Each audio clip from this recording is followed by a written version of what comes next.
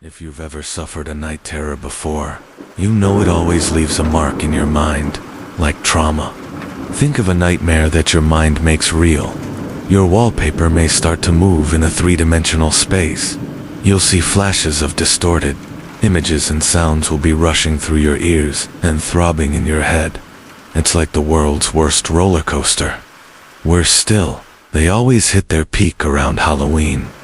Maybe it's just the constant horror paraphernalia around an overactive imagination and reruns of old horror movies. But still, my first was when I was 3. I remember dreaming of fractured conversations with strange beings, before unceremoniously waking up to shadowy figures standing over me and chanting. I screamed and weird sounds were rushing around me.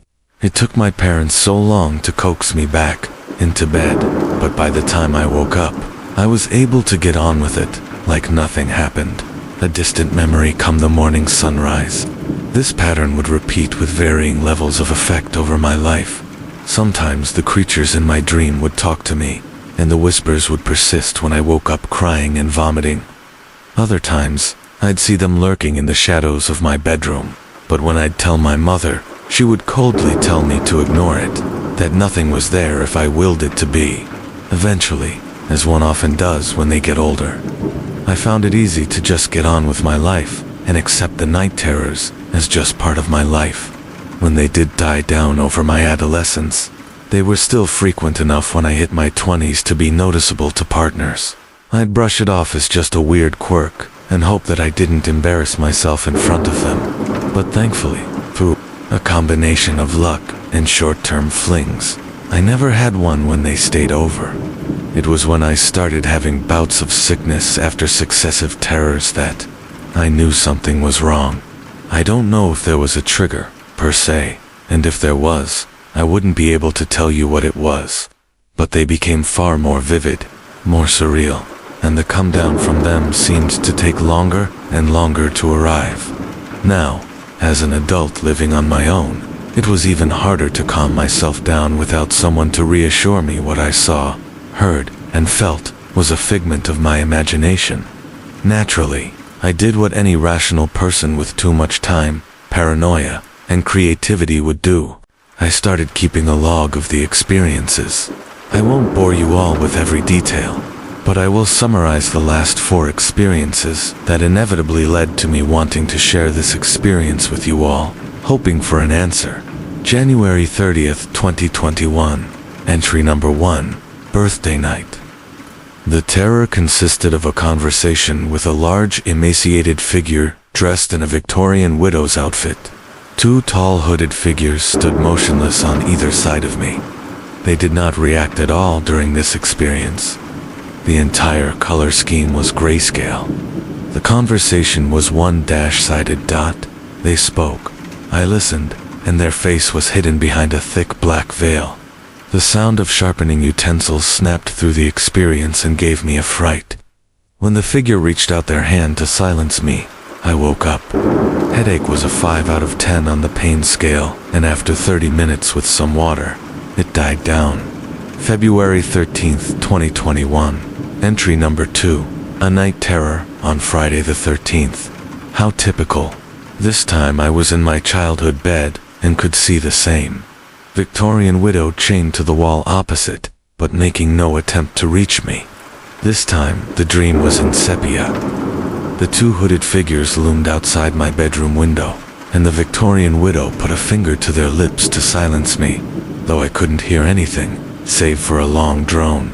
I felt the fear rise in me instinctively, as the shadow of the figures passed my bedroom window, and when sneezing, the fear that ripped through me, coupled with the screeching sounds and bright red flashes, sent me tumbling out of my bed in a haze. I smacked my head on the ground, and my eyes throbbed in their sockets. Some strong medication and a soft piano playlist settled me after around 45 minutes, but I had to sleep in the guest room to avoid the windows. Something felt dangerous about them. March 30th, 2021. Entry number 3. The long gap between these 2 had me letting my guard down. When I woke up, I had full sensory awareness of my surroundings. I was my adult self, and it was my childhood home. I was on the living room coffee table of all places, but everything felt stale, as if the house hadn't been used in decades. I felt only minimal control of my body as it followed the urge to rush upstairs to my old parlor room and place an ear to the door. Inside, I could hear a conversation between my parents and an unknown woman. She was warning them of a sickness that plagued me that would need containing somehow. My mother sounded resolute and replied, "Whatever it takes." I was so engrossed in the conversation that when a hand gripped my shoulder and an unfamiliar voice said, "I'm getting closer," I felt my body grow cold. Before anything else could happen, I bit my hand, and thankfully it woke me up in a sea of pain. One bandage later, and a new round of painkillers. I am on the mend, but now I'm feeling that sensation on my shoulder intermittently. October 11th, 2021. Entry number 4. I forgot why I started making these. It's becoming harder to discern when I'm asleep or awake. The past few months have been an endless cycle of restless sleep and paranoid waking. Every time I feel at ease, I am greeted by the widow threatening to remove her veil if I don't listen, but the disjointed nature of that world makes it so hard to focus on her for more than a few moments. Everything else I can manage, but not her, like a defense mechanism. I have begun to see her, and other things I dare not repeat here in places they shouldn't be. Mirror reflections when I am not fully looking behind objects, furniture, or landmarks. They sleep into obscurity when I cast my eyes in their direction. When I lay my head down and begin to sleep, they urge me to let myself relax so they can talk to me more. My head now feels like it's splitting open constantly, and no normal painkillers alleviate it. I have some stronger ones coming in the mail tomorrow. I hope they can do the trick.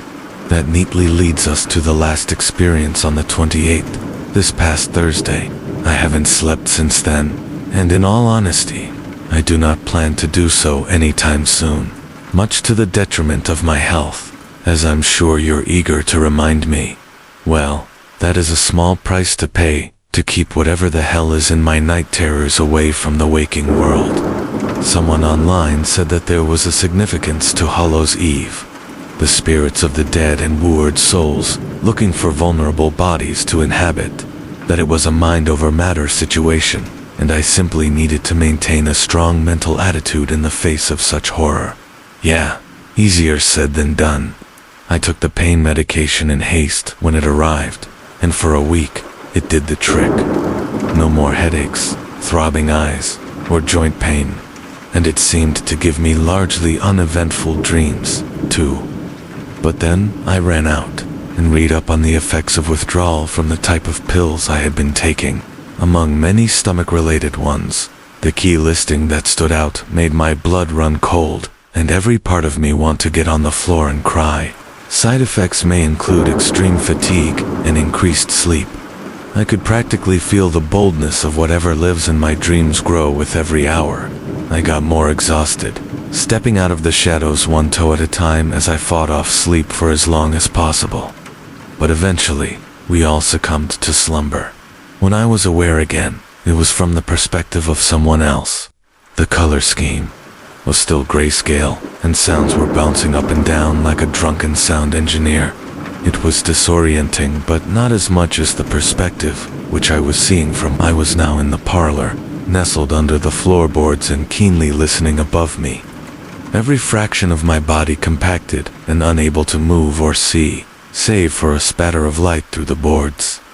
What can we do about these incidents? Each time he wakes up, he's violent, inconsolable, and the voice of my mother broke down as my father continued.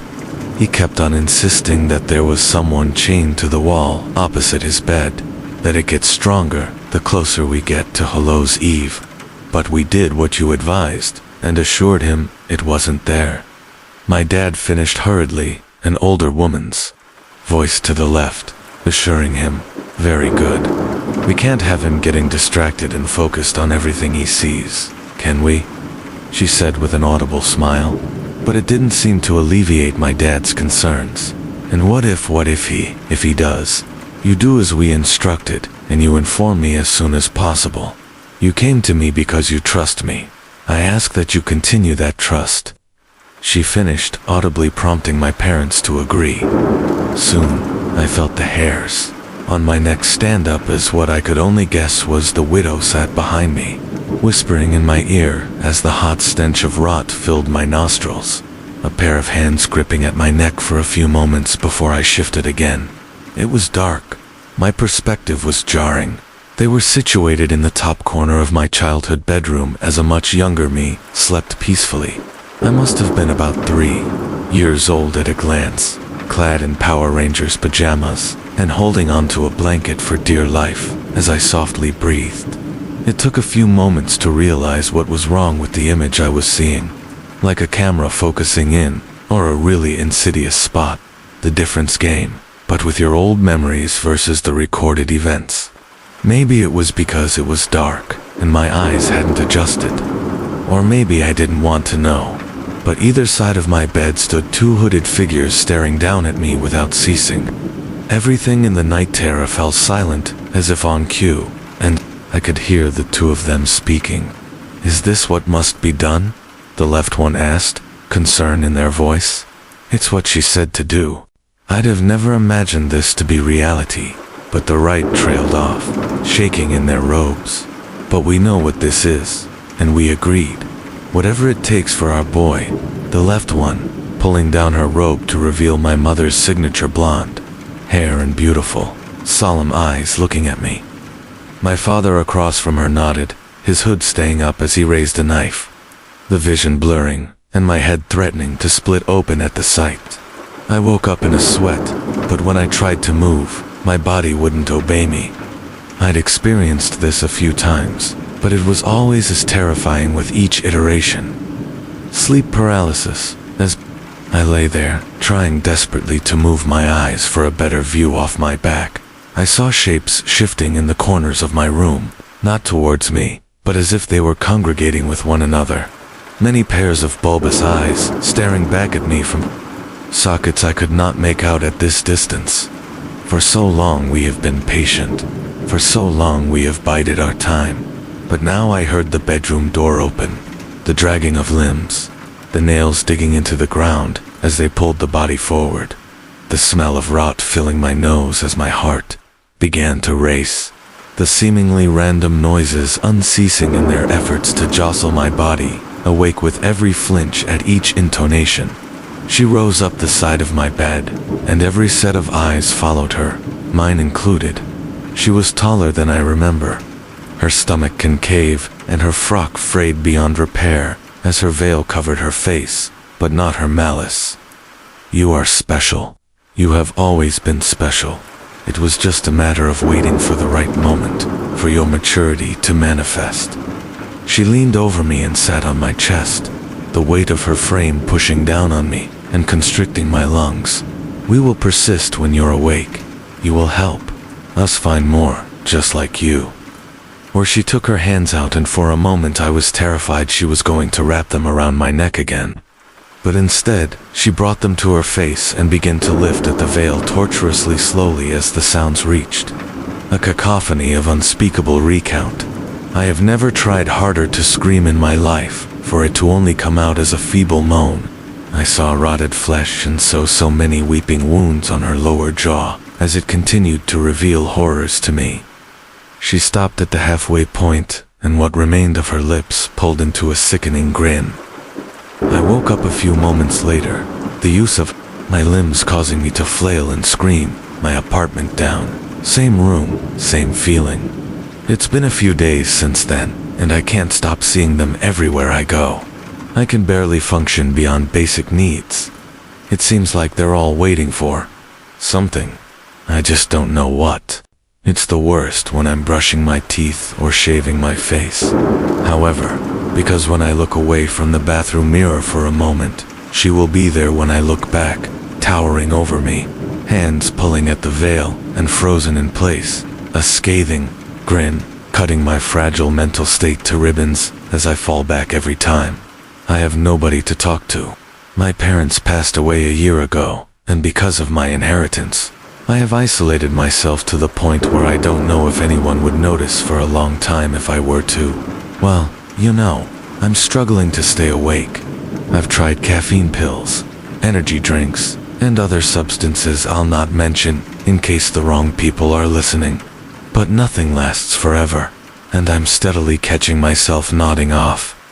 Drifting for a moment into hellscape I cannot see. But here they tell me it's only a matter of time, and that my special skills will finally be put to use before drones and screams fill my ears, and I'm brought back terrified. Which brings me to the present, to sharing this with all of you. Another Hallows Eve is descending, and I no longer feel I have the power to contain whatever it is back. I hoped in some naive folly that by sharing this over the airwaves, someone would know what this was and assist me.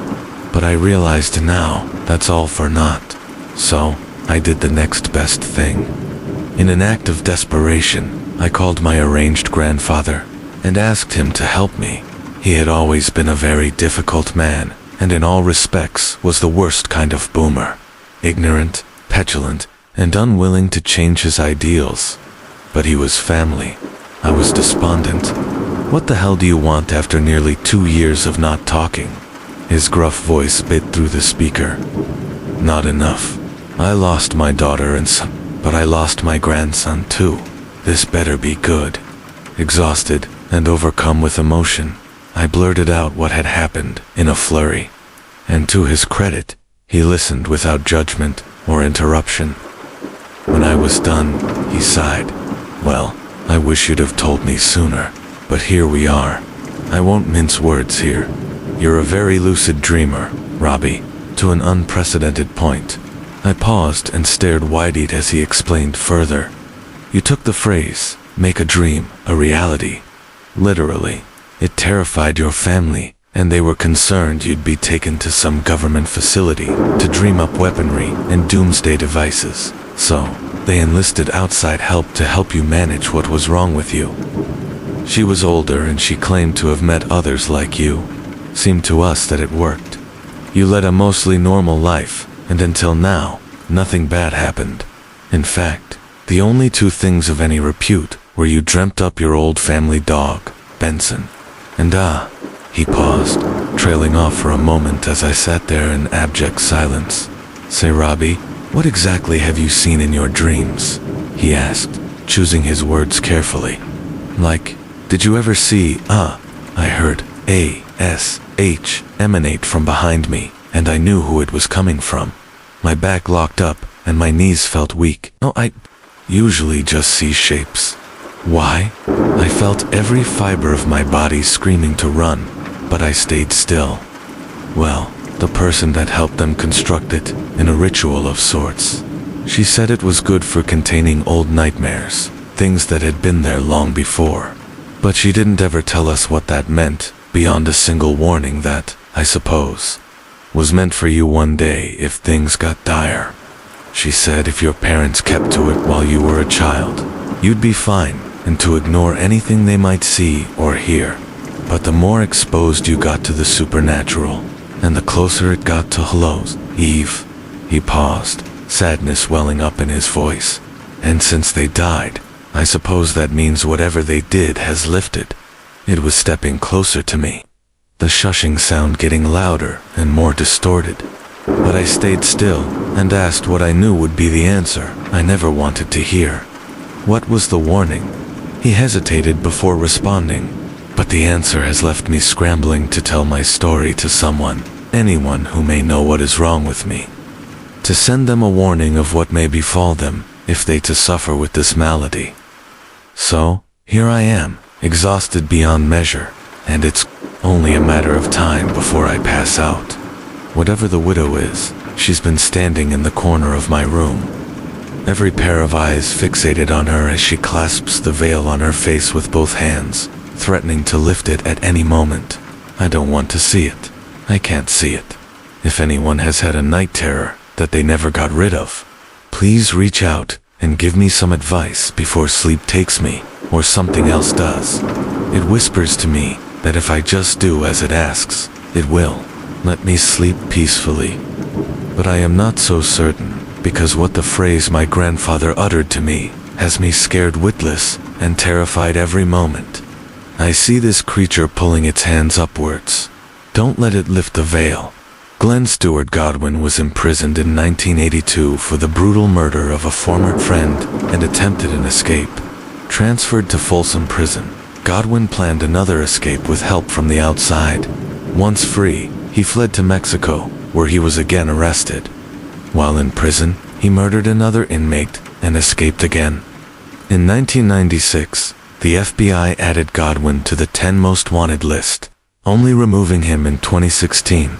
His escape from Folsom Prison in 1987 could be considered the inspiration for Stephen King's The Shawshank Redemption. Godwin was living in Palm Springs, California during the late 1970s with his roommate Frank Sato Jr. and had worked in several professions such as being a mechanic, construction worker, and a self-employed tool salesman. He had never had any criminal convictions, nor was he even known to the police until the autumn of 1980. Godwin was known to be very popular with women and was considered vain by his friends. He, together with Sato, planned to rob a former friend of them known as Kim Robert Lavallee. They believed Lavallee would have a significant amount of money on him because he was a drug dealer. They lured Laval to the condominium they shared under the pretense of buying drugs from him. When he arrived, they attacked him with Sato restraining him, while Godwin punched and kicked him. They attempted to strangle him, and when that didn't work, Godwin grabbed a butcher's knife and stabbed him 26 times. The two men then loaded Lavallee's body into his truck and drove into the Eagle Mountains. Godwin tried to blow up the remains by strapping homemade explosives to the body, which consisted of fuel oil, nitrogen fertilizer, and dynamite in an attempt to disguise the murder. The explosions damaged the truck, but did not sufficiently disguise the knife wounds to Lavallee's body. On August 3, 1980, the truck was discovered with the human remains inside, seemingly abandoned in the desert of Riverside County. The police investigation found that Lavallee was last seen with Godwin and Sato at their residence, and during the autopsy, the pathologist found the knife wounds, which he attributed to a serrated edge knife. Both Godwin and Sato were brought in for questioning. Under intense police questioning, they were linked to the murder. Godwin was charged with first-degree murder. At the trial in 1982, Sato testified against Godwin for a reduced sentence, calling him the most dangerous man I have ever met, and the prosecution was able to prove that Godwin had been the driving force behind the robbery and murder. Sato was sentenced to 25 years in prison.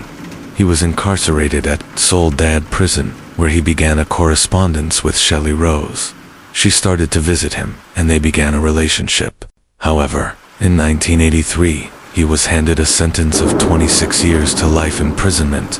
Despite this, they married in 1985, and several years later, he was transferred to Dwell Vocational Institute in California, where he struck up a friendship with another inmate, Lawrence Carlick. Godwin attempted to escape in 1987, and because of this, he was transferred to Folsom Prison, a maximum security facility. While at Folsom, Godwin plotted his escape and paid a fellow inmate to tamper with his security designation, which helped him to get assigned to work in another part of the prison. This area was an older section of the prison with looser oversight from the guards. He also requested help from his wife Shelley and his former cellmate at Dwell, Lawrence Carlick. They smuggled a hacksaw into the prison, and on June 5, 1987, he used it to cut a hole through the fence wire and jumped into a storm drain.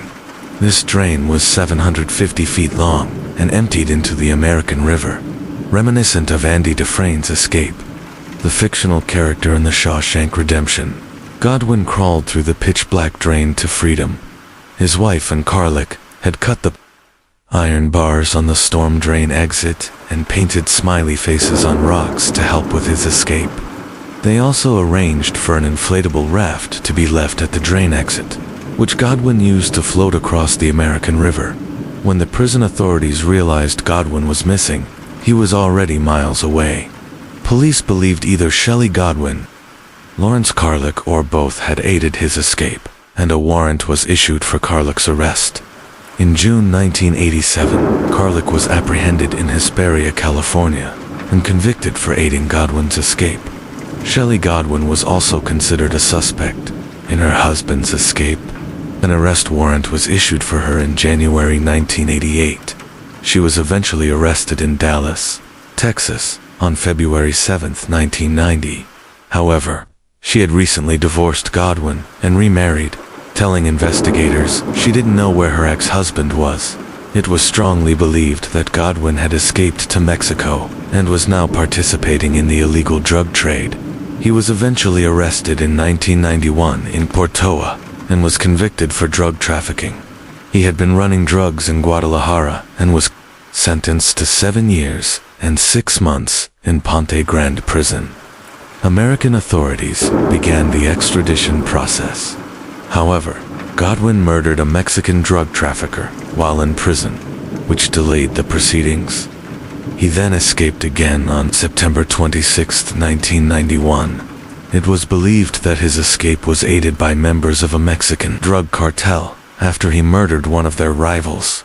After this, nothing more was heard about Godwin, whom American authorities believe had continued his involvement in the illegal drug trade in South America. He has used several aliases, including Dennis H. McWills and Miguel Carrera. Police believe that he has also had plastic surgery to alter and keep his looks because of his well-known extreme vanity. On December 7, 1996, Godwin was added to the FBI's 10 most wanted list with a reward of up to $20,000, which was later raised to $100,000 for information, leading to his capture. He is considered to be armed and extremely dangerous and an obvious flight risk. After 20 years, Godwin was removed from the FBI's 10 most wanted list on May 19, 2016, with the agency declaring, "We think the payoff from the publicity has diminished over time." For context and posterity, the current date is October 7, 2021. I am bringing you back to the year 1999, over 20 years in the past, back when cellular phones meant nothing. The world thought an imminent Armageddon was coming on the night of December 31st at midnight. I was 16 years old. What I saw one cold October night is as fresh to me then as it is now. Bear with me as I set the stage for you. I grew up in a remote area of the Midwest. My home was on a hill all by its lonesome, surrounded by farmland on 3 sides and endless acres of woods after the fields of wheat, corn, or whatever we planted that season. The woods were dense and foreboding. We would not be out there after dark. A lonely 2-lane road was the only way in or out of our place. Old County Road 577 it was called. An amazing thing happened right around my 16th birthday. The internet. We had a computer already, maybe for a few years or so. This was huge in my little area of the world. We didn't have much money, but I think my parents could foresee how important a PC would be for me and my brothers. They barely used it, but man, we were off to the races. I guess it must have been a Dell or a Gateway, which were huge back then. Windows 95 was the operating system. For anyone born in my generation, just remember when that Windows Brick Maze screensaver came on. The nostalgia is strong with that one. To the newer folks in the Gen Z crowd, just having a computer was a thrill. The internet wasn't a thought quite yet. Not to us normal people at least. We had quite enough fun just playing PC games, typing silly stories, and using MS Paint. If you had a printer, you could also make those giant banners with the clip art and funny fonts. I remember making a banner that said Broncos because I was rooting for them to win one of the Super Bowls around that time. Every letter took up 1 page. Those 7 letters drained our printer of ink. Different times for sure. I might be getting off topic. Sorry, I was just drowning in late 90s feels. I guess the point I'm getting at is that being in that era of owning the tuned-up PCs was awesome. These weren't your 1980s computers that ran one program. They were easy to learn and could do many things. The internet, however, changed everything. Yes, understatement of the century. I know. Another interesting thing is that we grew up without the finely tuned and polished search engines that we use today. You didn't Google anything. You couldn't type in sports in Yahoo or whatever. Yes, the search engines were very soon to come. The ones you could use were very shoddy and hard to find anything, not like the complete ease we enjoy today. My dad changed our entire living room around the computer. He built a computer desk with plenty of shelves and perfectly sized cutouts for the computer, monitor, sliding drawer for the keyboard, etc. He also installed a sliding glass door close to where the computer was. So, while playing one of the earliest point-and-click PC games, we could enjoy the vast outdoor landscape and have an easy exit from the home to take a leak. Hey, our nearest neighbor was over 2 miles away, and there were 4 of us boys in the home. The first time we tried getting online was painful. The only internet provider in that time was just as new at this than anyone else. We sat and listened to that now iconic dial-up dubstep tone, hoping for magic. We got nothing. We tried for weeks to get connected. We didn't know what we were missing. It's not like now if your internet goes down, you know. But once we got on, man, it was on. The rest is history. Here I was staying up late at night surfing the web, quote-unquote finding websites that was accessing me information from around the world. And here at home in the US, back then you might see a commercial on Saturday morning telling you to join them on the World Wide Web and provide their address. Like I said, you pretty much had to have the URL correct to find things. If there was a sports show on, they might tell you to go to the Sports Illustrated site for kids and provide that long URL. Now, we all know you could just Google SII Kids or something like that and find it in 0.001 seconds. Being connected felt great. Where I lived was vast, unforgiving, and kind of lonely. The worst thing that no one talked about was that it was just plain creepy. There was no streetlights after dark where I lived. The long county roads were empty at night. When a car did travel up that road, I usually stayed still in my room. I hated seeing the reflection of their headlights slowly light up the upstairs window. No one should be on that road that late, maybe besides truck drivers. But even then, we were so out of the way of any major city or freeway, there shouldn't even be commercial drivers out there. I know you're probably confused by what the hell all this rambling is getting to. It is all related.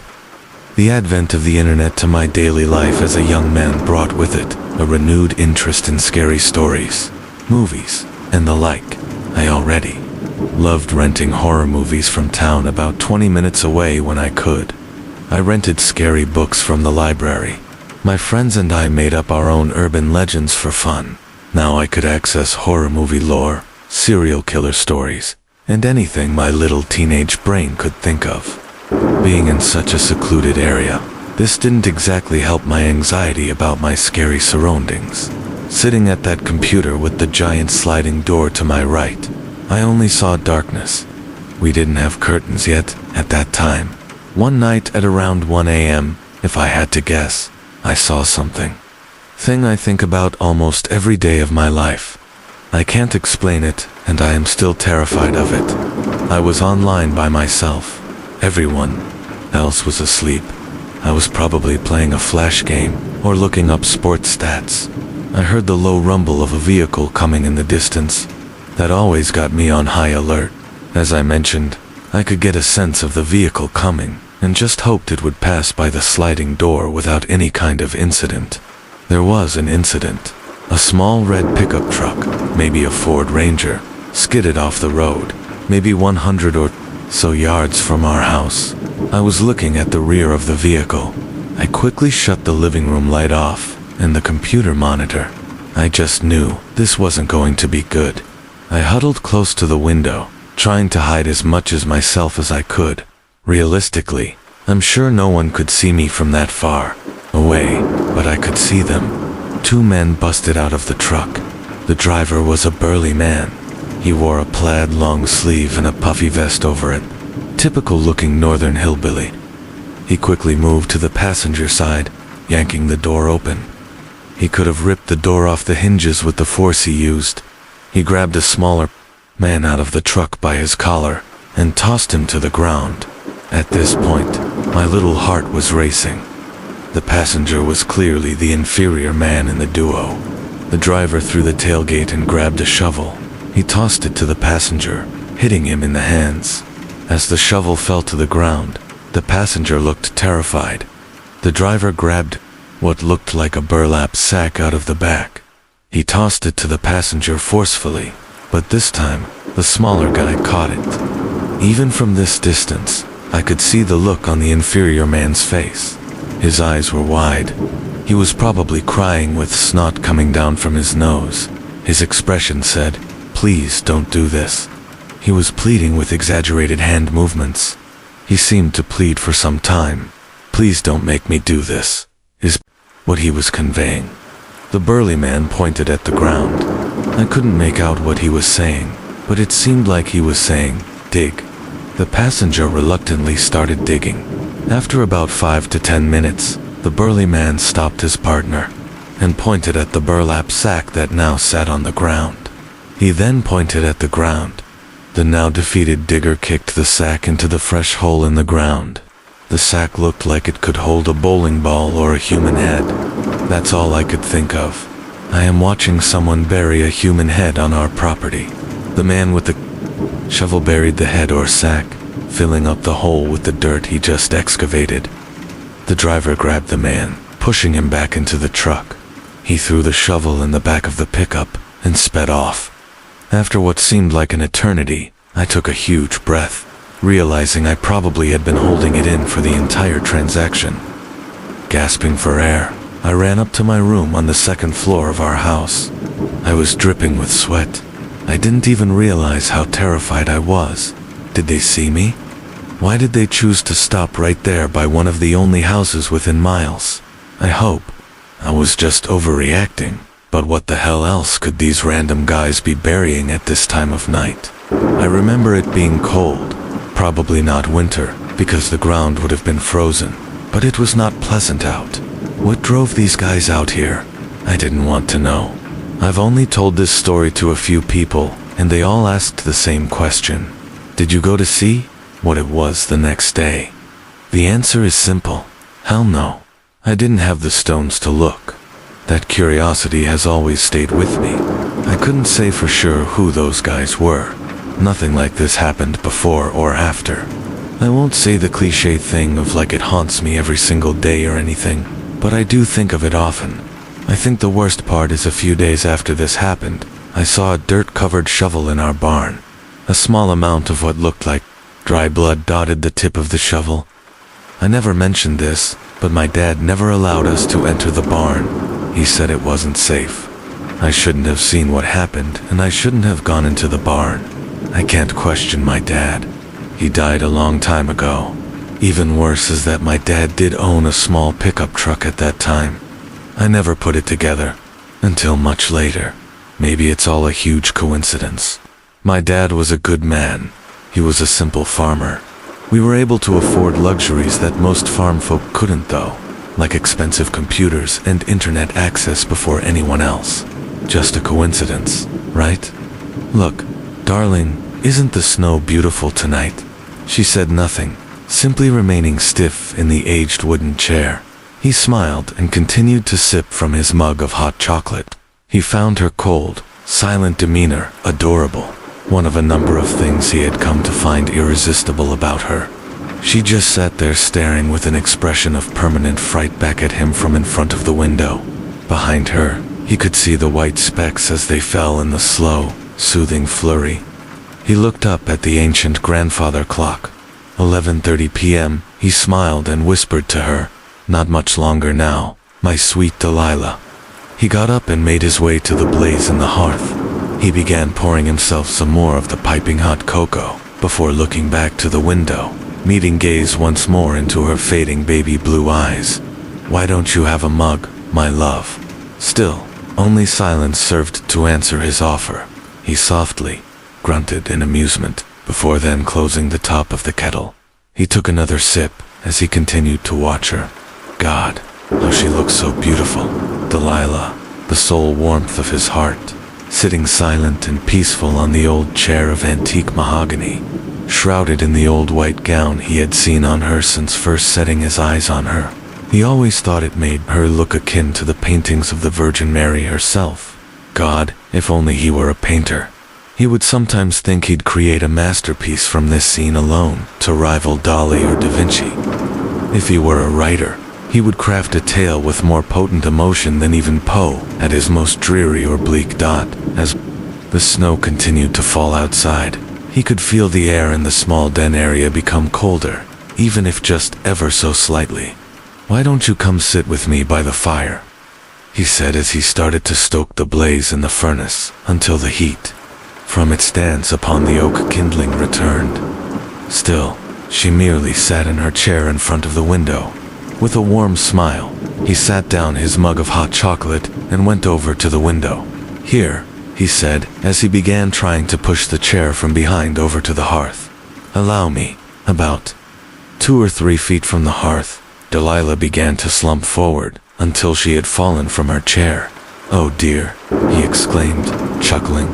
He shivered again, feeling the unnatural chill pervade the room around. "Come now, Delilah. There's no need to be upset. It'll all come together soon." Fixing her back upright, he continued to push the chair the rest of the way to the hearth. "Now, isn't that much better, dear?" She was still as silent as ever. Yet, her face could say both everything and nothing at the same time. Her eyes glinted with the reflective glow of the flame's wild dance, which served to also illuminate the rest of her pale, distraught face. Even as it looked now, defined in much of its morbid detail by the flames, he still felt hopelessly entranced by her face. He checked the clock again before rummaging around in his shirt pocket. 11:40. From his shirt pocket, he produced a small, wilted mistletoe. He sighed, the grim cloud of reality accentuating itself to him once again. He had come to both look forward to it, as well as dread this night. Christmas Eve. It wasn't quite time yet. Soon it would all be over, but not yet. Attempting to void this cloud from his mind, he stuffed the small mistletoe back into his pocket and walked over to the table beside the window and placed one of the untitled records onto the phonograph and placed the needle and Toyd's third track. It was one of his favorite tunes that began playing. Though for his own reasons unknown, he could never remember the name of the composition or its composer. "Would you care to dance to pass the time, my love?" He walked over to the chair and took her soft, cold hand before shifting her to her feet. Now standing before him, the cloud of anxiety tightened its grip on him. "You look beautiful, my dearest Delilah," he said, with a shaking voice. He could hear her voice resonate distantly within the back of his mind, sounding as though it were echoing from the peak of a mountain. "In life or in death, I will always have your heart, Arthur Dot, and my kiss will be the sole warmth of your body, your heart, and your soul." Slowly, carefully, he began to shuffle around the room with her limply hanging in his arms. He tried, of course, to keep her braced upright against his chest, to no effect. In spite of this, though, he merely waltzed on with her, still smiling warmly to her. The longer he stared into those two stiff, oceanic-hued irises, the more those horrible, maddening memories returned to him. Memories of that first fateful night. He lost himself to the lust of his dearest Delilah. The night that would spell the beginning of his own undoing. He could almost see it now in every exact detail, looking into her cold, frozen eyes. The long walk down the icy road, the night sky, the gas-lighted lamps that stood too sparsely peppered the white blanketed ground with their dim glows. It was deathly cold that night, only just over a month to the day before now, and he was walking alone from another evening, toiling at the local market. He had made this very same walk many a night before, but this was different for him. How could he have not been known, exactly? Nevertheless, something had changed in an almost supernatural manner in his mind that night. It had become very late. When he saw her for the first time, there, by the street lamp, she stood, shrouded in a dress as white as the very snow. And oh, those eyes, those baby blue eyes that immediately seized him and kept him spellbound. He felt a sense of tranquil warmth spread throughout his body with the image of that first shy smile she gave him when she saw him. That smile of fragile innocence and yet of a cunning nature. He saw that she was trying to hang something from the top of the post when he began to approach her. When he drew near, he could see that it was a mistletoe that she was attempting to hang, the very same one he now kept in his pocket as he danced on. Hello there," he greeted. "Is it not just a tad early for these?" She responded with that same playfully sly grin and replied, "The heart doesn't lie, and my heart tells me that the time is just right." "The time for what?" he asked, confused. She giggled. The time for one's heart to be warmed by a lover's kiss. He wasn't quite sure what she meant, but he somehow felt she was right. He could see she was struggling to hang the mistletoe. "Here, may I?" She gave him that softly sweet smile and handed him the mistletoe. He then hung it from the top of the gas-fueled street lamp. "There we are, hung where you and all others can see it." Her smile widened as she chuckled. "You know what they say?" she asked him in a balmy, almost seductive tone. He looked to her, intrigued. "The mistletoe is deadly if you eat it, but the kiss is even deadlier if you mean it." He laughed before losing himself once again into her eyes. He felt an extreme sense of warmth pass through him. It was as though he were next to a bonfire, and he even began to unfasten his winter garbs. Before he could do or say anything, she placed a slim, tender hand upon his chest. Instantly, a cavalcade of emotions ran down in a torrential downpour inside of him. Suddenly, all perception of the world around him was lost. He continued to lose more of himself into her eyes. Those light baby blue whirlpools. "What's your name?" He said nothing. He could only barely perceive the sound of her voice. "What is your name, sir?" Still transfixed in her stare, he gibbered out, Arthur." She smiled and continued to caress his chest tenderly, now working her hands up and around his neck. She looked up to the mistletoe, and then back to him, her grin growing. "Will you kiss me, Arthur?" she cooed. "Kiss me neat, the mistletoe." His body began to act before his mind would register their actions. Slowly, he began to lean down to her, his eyes feeling heavier and heavier with each inch. Finally, their lips met, and he felt as though he was locked in an angel's embrace. She would break the union first, turning away to leave with no words except to say, "I'll be waiting for you, love." He stood frozen, still spellbound. Eventually, his stupor broke and he found himself stupefied, unaware of where he was or what had happened. In that moment, only one thing was certain. He was extremely cold. Such would remain the case for the remainder of the eve. It was that night, curled under his comforter, that he would see her face again. He would hear her voice again.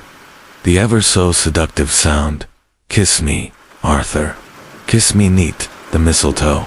Such feverish infatuation, mixed triflingly with a deathly cold, robbed him utterly of sleep that night, and well into the coming morning. And this would carry on for the rest of that week, until eventually he no longer saw her in his dreams. Her face and her voice had faded into little more than an obscure set of features and sounds he never could quite put together. That was until the Sunday evening when he was once again returning home from the market, passing by that very same street lamp. And as if expectantly, she stood again by the street lamp with mistletoe hanging from its top, shrouded in her same white gown, beckoning him to her with those eyes. And there it was again, that warmth that spread through his body, the earth that had felt entirely absent since that night for reasons he could never place. "I knew you'd come," she said, bearing that same seductive smile from before. He froze, trapped once again in her stare.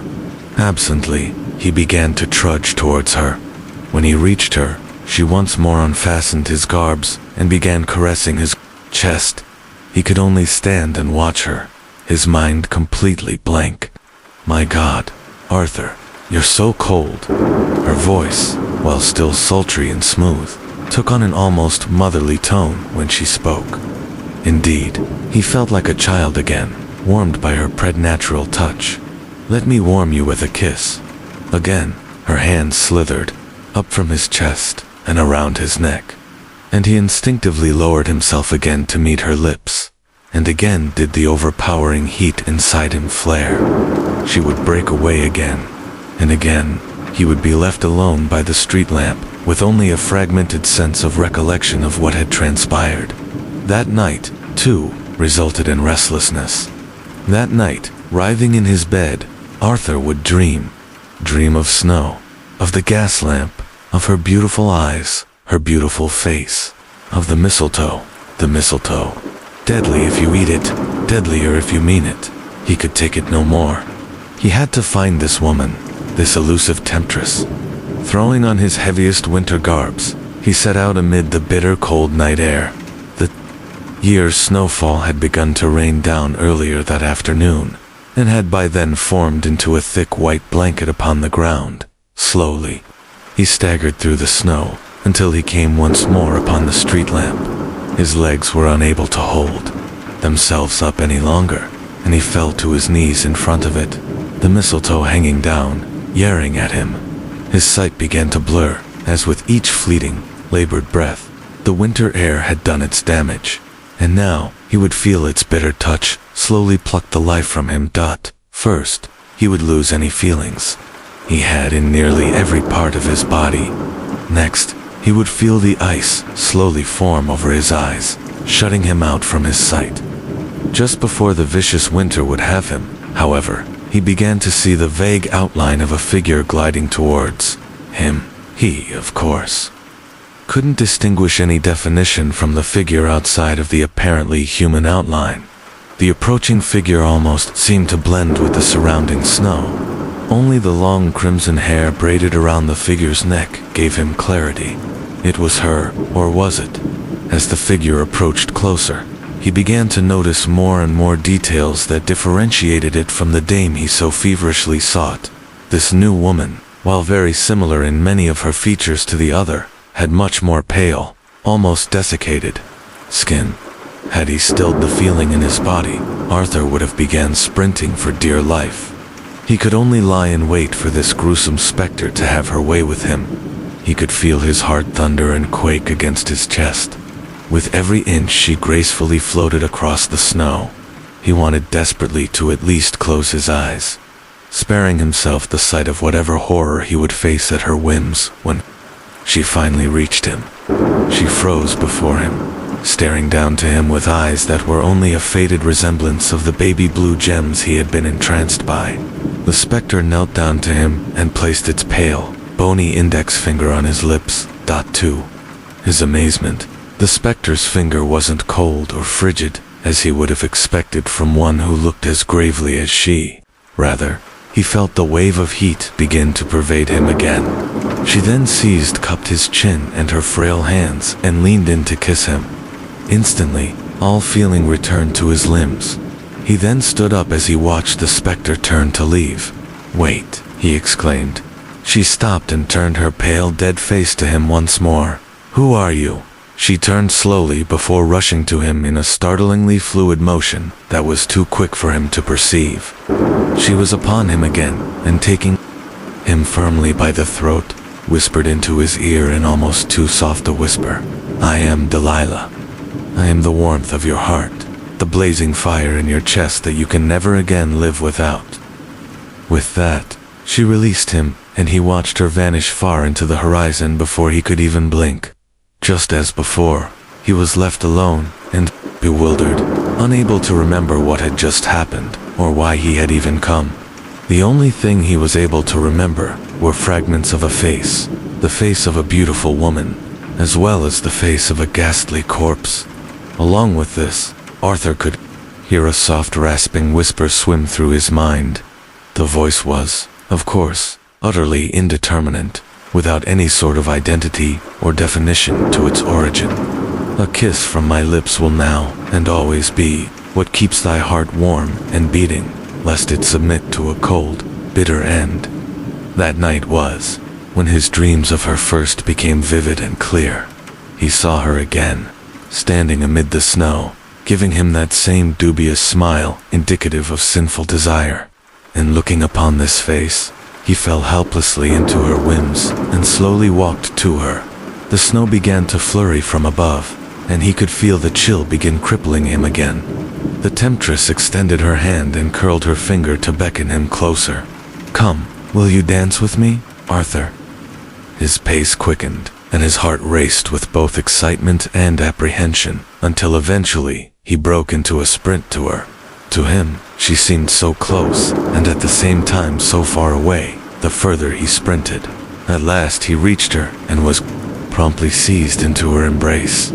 And like he was now in his living room with her, they wailed about, amid the white expanse. All the while, his attention was fixed to her radiant smile, augmented by those baby blue irises. "Kiss me, Arthur," she crooned to him with that angelic voice. He closed his eyes and leaned into her with anticipation. Likewise, she would yield her lips to him, and he felt the intensity of the sun burst within him. Slowly, however, he watched in growing fear as her face slowly devolved into that familiarly haunting necrotic visaged his subconscious mind. A gasp, he shoved her away and attempted to flee. Something caught his feet, and he fell prostrate into the snow. She was once more upon him, leering down to him with those cold, dead eyes. She knelt down and reached her hand down to him, clutching something small and frail in her withering hand. Shaking, he looked to see that it was a small mistletoe. "You're so cold, Arthur," she rasped in a ghoulish hiss. "Come warm your heart with my lips, love." "No, no, go away," he exclaimed as he felt the crippling chill return once more, causing his blood to begin to freeze solid all throughout his body. He slowly lost all sensations of touch, and his eyes started to freeze over again. Her lips opened once more, and she spoke. "You can't deny me long. Without me, your heart, your soul will rot in a cold, icy bed." As darkness would have him, Arthur watched as the ghost poisoning the mistletoe high above them leaned forward to his right ear and whispered, "I'll be waiting, love." It was in that instant that he awoke, bolt upright with a frightened shriek. For a time, Arthur just sat there, gasping frantically as though he were a fish being held above the water. Eventually, he was able to regain his composure. Yet, he still felt wrong. It was more of an empty sensation, like he had had something removed from within him. What, how, or why, however, were questions that continued to elude him, but whatever it was, it would cause him to feel perpetually cold for many days and nights to come, regardless of what he wore or how close he would sit by the blazing hearth. One thing did slowly mold into at least a minute's certainty to him. One way or another, this strange phenomena presently plaguing him was likely due to some sorcerous whim of this beautiful yet mysterious dame that dominated his subconscious mind.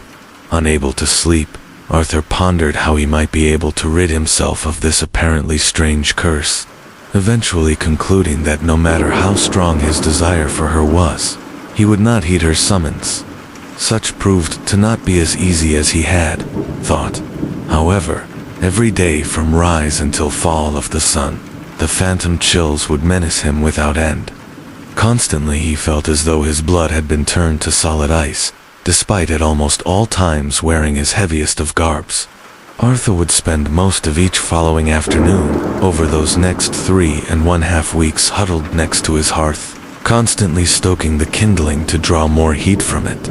He would only eat scalding broth and lightly prepared stews with steaming cups of tea or coffee or cocoa. In spite of all of this, still, he was always so deathly cold, inside and out. Eventually, on the Monday of the week before now, he ran out of these commodities and was forced to venture out against the wrath of the cold. He had very little money by then, having received word early that past weekend that he had lost his job at the market due to his seclusion. Still, he had to find some way to banish the bitter cold that was crippling him. It was as he was trudging through the snowbound streets of the market that amidst the many folks who had likewise gathered at the market that evening, his eyes fell upon her. She was standing at the bakery, her luscious crimson braided hair facing out to him, hanging down to her back. Almost instantly, a nauseating dread flooded through him. "You need me, Arthur," he could hear from deep in the pit of his subconscious. "You need my lips. I can feel it. Come, Arthur. Come to the mistletoe. Come, hold me and kiss me." "No, no more," he screamed. Almost all eyes from the present congregation were now fixed to him, frightened and bewildered, oblivious to the attention he had garnered. Arthur swiftly bolted to the young woman in front of the bakery, the seductress, the witch. With startling strength and intensity, he seized her by her shoulders and proceeded to violently shake her. "What have you done with me?" he barked to her frightened face. Her eyes were wide and afraid, welling to the brim with tears. Who are you?" Though he could see the fear molded onto the young woman's face, he would not relent. "What do you want from me, devil?" she screamed, and struggled frantically to free herself. To no use. Arthur was determined to end this madness that was robbing him of his body, mind, and his very soul. It would end there and now, even if it meant the death of him. "Answer me. Why have you plagued me like this?" "Let the lady go," demanded a nearby bystander in a gruff voice. A broad-shouldered man, attired in thick animal fur garbs, indicative of woodland residency. Despite his hysterical frenzy, Arthur recognized the man to be none other than McDowell, the town's lumberjack. "She's a witch," Arthur exclaimed to the crowd, as McDowell pried him away from the distressed woman and began dragging him out of the market square. "She's afflicted me with some form of curse. Please, you must believe me. She's trying to rob me of my soul." The crowd merely looked upon him with disgust and shame, though, as he was being forcefully towed away, he thought, no. He swore he could see the young woman's shocked face twist into one of sinister exaltation. His own flailing against restraint was feeble at best, not impeding his iron grasp in the least. Finally, Arthur was cast face down into the snow. "Stay down if you know it would be good for you," he heard McDowell demand before turning and making his way back to the market square. Laying in the frigid snow, Arthur's mind was lost in a mile that bordered on confusion, fear, and pure madness. Why is she doing this to me? What does she want from me? Why don't they believe me? Tried as he might, no answers came to him, pushing him further to the edge of complete collapse. Making the matter worse was that he felt the chill now, with more potency than ever. It wasn't long before he'd succumbed to the elements yet again, unconsciousness assuming full control over his mind. And the first image to assault his hollow dream was, of course, her leering over and jeering. "In life or in death, your heart will always be mine, Arthur."